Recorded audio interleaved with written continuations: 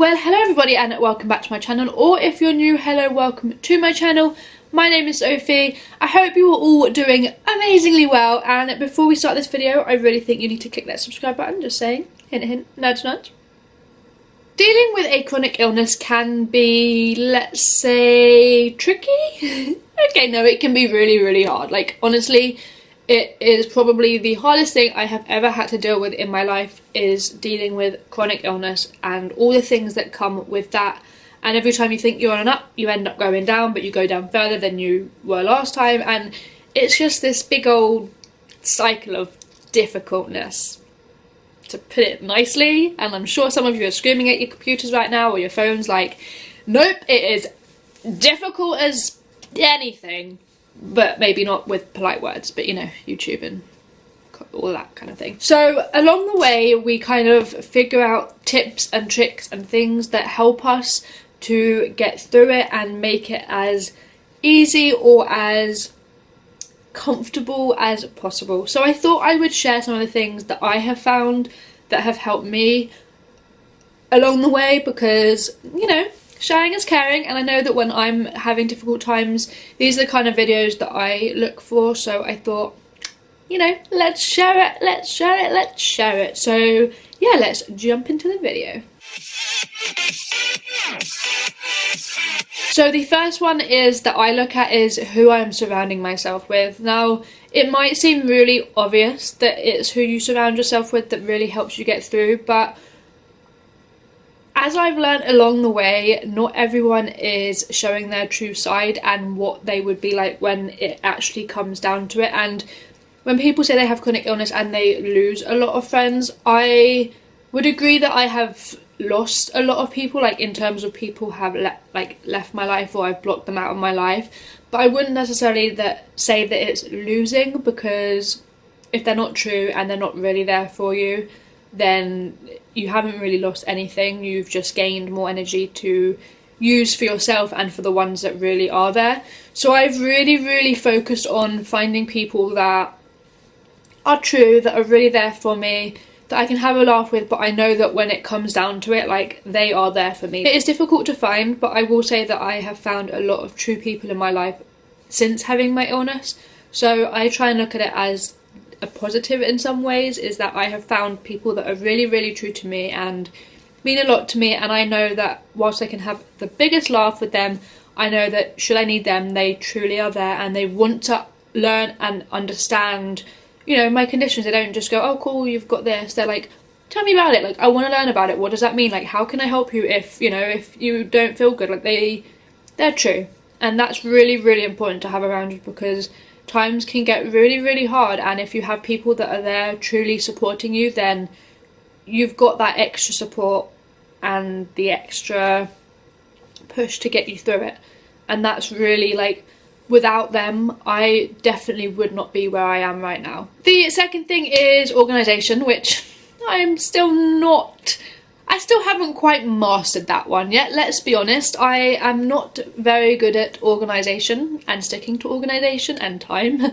But I would say organisation, obviously with health conditions, like, especially if you have feeding tubes or, you know, TPN or any medications that you have to have at regular times, you need to plan your day. You need to plan that you are around, or you've got the medication with you, or you're somewhere that you can, you know, have a sit down or a break, or just generally organise your day so that it isn't pushing your body too far and you can still look after it. Because although sometimes it seems like it's such a bother looking after yourself in terms of like taking medications at a certain time, or if you're on a feeding tube, like setting that up and not setting it up at certain times, or it does seem like a lot to just get through every day. But honestly, if you don't do that, then you're not going to get through the day. If you have anxiety about certain things, like I will drive anywhere, but my biggest anxiety when it comes to driving somewhere that I don't know isn't the journey, it's the knowing I have somewhere to park. So if I'm driving somewhere that I don't know, my organisation for that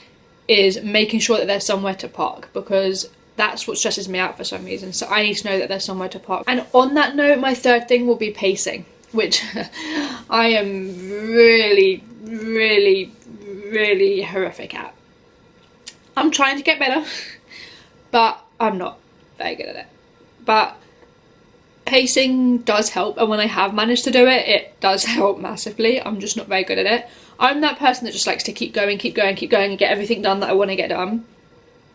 Doesn't always work that way with chronic illness, does it? Nope, it doesn't. So pace yourself, like take things slowly, have regular breaks. Maybe don't try and do everything in one day, split it up between a few days if it's possible, like cleaning a room. Like do half of one thing in one day and half another day, or half in the morning, half in the evening, and have a break in between. Like pace yourself and don't try and do everything, because otherwise you end up doing nothing. Trust me. Experienced it, learned it, still don't do it. Pace yourself, because surprisingly enough, when your doctor tells you, when your mum tells you, they're telling you for a reason. My next one, and this I guess is more on the mental side rather than physical side of helping yourself and getting through mental health, is create a new path. It's very easy, and this is why depression is quite common. Well, one of the reasons depression is really common with chronic illness, especially if that chronic illness comes during your life rather than being born with it, is that you are always focused on where your life was and where you thought your life was going, like where you thought your path was going to take you and what path you wanted to go down. And we get very focused on what was, like what our life was before our chronic health sunk in, and that is like a really easy route to depression, and it's not a nice route. And I feel like we all go through that process, and it's probably a healthy process to go through in some ways. But like our life, everything in life happens for a reason. Like I do truly believe that everything in life happens for a reason. We just can't see it at the time. We don't understand why it's happening at that time. And I've learned that yes, my life isn't exactly where I thought it was going to be before all of my health, but it's also taking a new path to what I ever imagined. I wanted to do, I wanted to do cheerleading, but I never imagined, and it was never on my mindset before all my health, was I'm going to go to Worlds, I'm going to become a world champion, I'm going to be coaching, and like I'm doing things that I wouldn't necessarily have thought I was doing, and that's because I'm creating a new path for myself. I'm creating, like, not creating a new life because it's still my life, but I'm taking just a different path. There's multiple paths life can take in life, and it just is taking a different one to what you initially thought. And that's not a bad thing, because you will experience things that you never even imagined, and some of those things could be the most amazing things that happen in your life. No one's great at change. I'm awful at change, and it is a big change when you have chronic illness, and it's very easy to think of what was before and focus on what's changed and see that change is a bad thing. But there's always going to be a positive within that change and that path change, and that's okay. So create a new path, and put your heart and your soul into it, and don't look back at what was before, because what is in the future could be 10 times better than what was ever on that old path. So create a new path. My next thing is to be open to people, to things, to opportunities, to everything. Just be open, because I know for myself I've very much closed my mind to certain people, to certain things. I was like, nah, I don't want to do that. I don't want to meet them. I don't want to do this. Like, I was not closed-minded, but I definitely wasn't as open-minded as I am now, and especially when it came to people. Whereas now I'm like a lot more open to people, to their journey, and if they do something that I don't particularly like, I'm open to the fact that maybe they're suffering with something, or they've been through something, or they're dealing with something. And one of my last ones is distraction. It's probably one of my top ones, to be fair. I'm very much a distraction person, but I do need to know my limits with that. Like, that kind of goes along with pacing. I need to know my limits of how far I can push my body in terms of distraction before I need to listen to my body. But distraction for me is one of my top ones. If I am sat at home on a day off doing absolutely nothing, I am very, very, very likely to sit there and start overthinking and overthink everything with my health, and I will get myself into this cycle of being very down, and that's not great, because then that affects your mental health, which in turn affects your physical health and emotional health, and Like, I'm not saying you need to be busy all the time, because we can't. We need to pace ourselves and we do need rest breaks. I know for me, I need to be more careful with my rest breaks. Like, I can't have it for too long, and if I do have a full day but I don't have anything, like, I'm not necessarily going to do stuff, but I'm going to make sure my mind is distracted.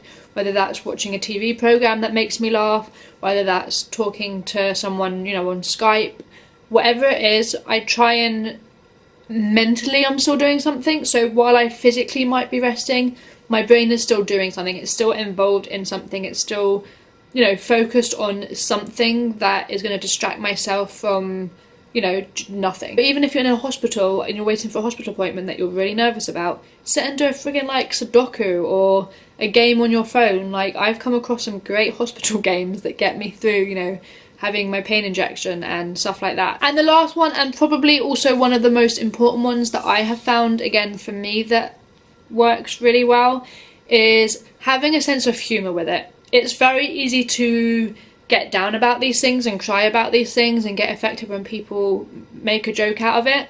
But honestly, have a laugh with it. Like, the saying, if you don't laugh you cry, is such a true saying. Like, when I had a feeding tube, it was going to be so easy for me to turn around and go, oh, I got a feeding tube, this really sucks, like, I can't eat, I can't do this, like, I have to be... No. Dude, like, how many people can say they can eat and sleep at the same time, or that it's acceptable to go to the toilet whilst on your feeding tube? Because that's like the equivalent of eating a sandwich on the toilet, which is totally unacceptable. And if someone did that, you'd be like, what the F are you guys doing right now? Because that's disgusting. But with a feeding tube, it's perfectly normal and it's perfectly okay. And dude, yes, multitasking. I can pee and eat at the same time, or I can sleep and eat at the same time. Like, I would always make a joke out of it, and it was a coping mechanism. But it's also like, people are gonna have a joke with things because A, that's just how some people are, and B, sometimes when people don't know how to deal with things, they laugh about it or they make a joke out of it, and it's very easy to get upset about it, and it's very easy to get upset by what people say. But honestly, since like just having a joke, like, to be fair, I've always pretty much had a joke with it, and that's just because that's the kind of person and sense of humour that I have always had, is that I'll make a laugh and joke out of things. You can find that silver lining in anything to have a joke with, and it will honestly make any situation better. So just have a sense of humour about things, because we can't change it. We can't change if we have to be on a feeding tube. We can't change if we have to have a medication. We can't change if we have to go into hospital. Like, we can't necessarily change these things, but we can change how we view these things and how we react with these things. Yeah, just have a sense of humour, have fun, have a laugh, make a joke out of it, because, you know, like I said, if we don't laugh we cry, and we don't want to be crying, because unless you have super duper waterproof makeup, then you're going to look like a panda. Although I did find good mascara, not going to lie. CoverGirl, you got me, girl. Boy, who made it? Was it a girl or a boy? I don't know who it was, but let me tell you, that makeup had a test recently and it passed the test. I did not look like a panda, and I was crying for basically an entire day. So, whoop whoop, the orange one of CoverGirl, not an ad. However, CoverGirl, if you want to sponsor me on that, I would not complain, because... Whew. Hands up if you like CoverGirl. Anyone like Diane and Joe? Joe Sugg, Strictly, just me, hand going down. Okay, so those are all of my tips and tricks that help me personally. I know everyone is obviously different, and some of these might make things worse for you, they might not help at all, but I'm hoping that at least one will help you and you'll be able to find some comfort in it, or deal with things slightly better, because like I said, dealing with chronic illness can be really, really hard. But also remember, you are not alone. That should be another tip. Why did I not add that as a tip? You are not alone. There are plenty of people feeling the exact same way as you, and you know, you're not alone, you're not crazy, you're not dealing with this on your own. So if you like this video or it helped at all, please be sure to give it a big old thumbs up. And if you aren't already, please be sure to subscribe to my channel, because we're going to have a lot more fun on this channel. We're going to learn some things, we're going to, you know, stick together. Chronic illness stick together, cheers stick together, all of the above random stick together. So we are going to have a lot of fun. So be sure to click that subscribe button. If you have any video suggestions, no matter what they are, please be sure to leave them in the comments below, because I love to be able to do videos that you guys like, as well as ones that I want to do. So please be sure to do that. And if you have any other tips that you think will help people, then please leave them in the description box below. On some of my previous videos, you guys are writing really amazing things that people have said have helped them, and you know, they've helped me as well, so please be sure to leave them in the comments below. Let's get a conversation going. All of my social media is in the description box below, so come over, say hi. I love me Instagram. I do love me Instagram.